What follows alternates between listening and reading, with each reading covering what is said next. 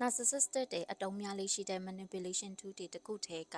gaslighting အကြောင်းပြောပြပေးမယ် gaslighting အကြောင်းမပြောခင်မှာ gaslight ဆိုတဲ့စကားလုံးကဘယ်ကနေဆင်းသက်လာတယ်လဲဆိုတာကပို့ပြီးတော့စိတ်ဝင်စားစရာကောင်းတယ်ပေါ့နော်အဲ့တော့1944ခုနှစ်ကထုတ်ခဲ့တဲ့ဒီ gaslight ဆိုတဲ့ဇာတ်လမ်းကနေစတင်ပြီးတော့ဆင်းသက်လာတာပေါ့နော်အဲ့ဒီရုပ်ရှင်ထဲမှာယောက်ျားလုပ်တဲ့သူကသူတို့တည်းရဲ့အိမ်မှာထွန်းထားတဲ့ဒီ gas မီးအိမ်ကြီးကိုတမင်လင်းလိုက်မိန်လိုက်လင်းလိုက်မိန်လိုက်လှုပ်ပြပြီးတော့သူ့ရဲ့မိန်းမကမီးအိမ်ကြီးကမိန်သွားတယ်နော်လို့မေးလို့ရှင်နင်စိတ်ထင်လို့ပါမီးရပုံမှန်ပါပဲဆိုပြီးတော့နေ့တိုင်းလိန်ပြောပြီးတော့သူ့ရဲ့မိန်းမကိုအယူလုပ်ခဲ့တဲ့ဇက်လန်ဖြစ်တယ်ပေါ့နော်နောက် gaslighting ဆိုတာကပါလဲဆိုတော့လူတယောက်ရဲ့ perception အမြင် memory မှတ်ဉာဏ်နဲ့ sensitive စိတ်ကြမ်းမာရေးတွေကိုကိုယ်တိုင်က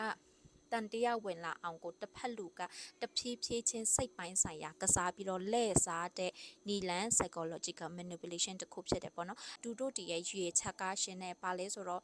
သူတို့တည်းကတင့်ကိုငါကပဲမားနေတာလားငါကပဲရှူးနေတာလားငါကပဲစိတ်ထင်နေတာလားဒါမှမဟုတ်သူတို့ပြောနေတယ်လို့မျိုးငါတကယ်ဖြစ်နေတာလားလို့တွေးမိလာစီပြီးတော့နောက်ဆုံးမှာကိုလုံးဝမယုံကြည်တော့ပဲနဲ့သူတို့ပြောသမျှတွေကိုအမှန်လို့ထင်လာစေဖို့အတွက်ဖြစ်တယ်ပေါ့နော်အဲ့တော့ဒီလိုမျိုး gaslight လောက်တာကိုမကြာခဏခံနေရတဲ့သူတွေမှာနောက်ဆုံးမှာဘလို့စူးကျိုးတွေတက်ရောက်တယ်လဲဆိုတဲ့အခါမျိုးမှာဆိုရင်အမြဲတမ်း sorry ဆိုတဲ့ရောဂါရတာပေါ့နော်ကလုံးဝမမားပဲနဲ့တစ်ချိန်လုံးကွာတောင်းပန်နေမိတာမျိုးတွေကိုပိုင်ဆုံးဖြတ်ချက်ချလို့မရတာမျိုးတွေကိုရဲ့ဆုံးဖြတ်ချက်ကိုကိုယ်တိုင်ကမယုံကြည်တော့ပဲနဲ့အတီးဖွဲကိစ္စတွေကအစသူတို့တွေကိုမေးယူနေရတာမျိုးတွေခေါင်းရှုပ်တာမျိုးတွေပေါ့နော်ကိုကပဲစိတ်ထင်နေတာလားကိုကပဲမားနေတာလားဆိုတော့နေ့တိုင်းလိုတွေးနေရတယ်ပေါ့နော်နောက်ဆုံးမှဆိုရင်ဘာဖြစ်လာတယ်လဲဆိုတော့ပျော်ရွှင်မှုတွေပျောက်ဆုံးလာတဲ့အထိဖြစ်တယ်အရင်ကကိုရုံးဝကိုယုံကြည်မှုရှိနေတဲ့လူတယောက်ကအခုပါပဲလို့ကိုကမားနေတယ်လို့ကိုခံစားရတာပြောရမယ်ဆိုရင်တော့ gaslighting ဆိုတာကကျမတို့တွေကစိတ်ပိုင်းဆိုင်ရာ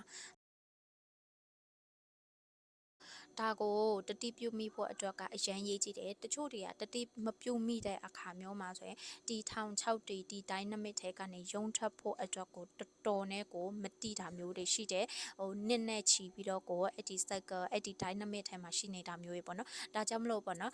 ကိုရဲ့ဒီ relationship မှာပဲဖြစ်ဖြစ်